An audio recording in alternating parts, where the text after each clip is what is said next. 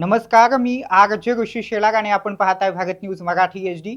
अजित पवारांच्या मृत्यूच्या बातमीनंतर आता ते अनंतात विलीन झालेले आहेत। आता राज्यात नेमकं काय घडतंय याचा आपण आढावा घेऊयात। सगळ्यात महत्त्वाची पहिलीच बातमी येते, अजित पवारांच्या अपघातामध्ये पिंकी माळीचं देखील निधन झालेलं आहे।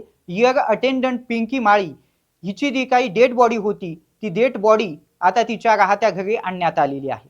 पाहूयात मग।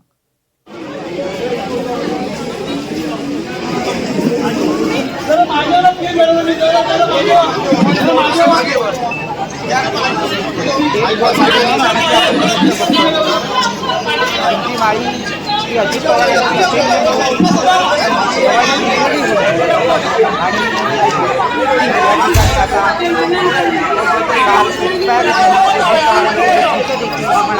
निधन झालं आणि तिचं पार्थिव आता तिच्या राहत्या घरी आणण्यात आलेलं आहे। तिला आता अखेरचा निरोप देण्यात येतोय।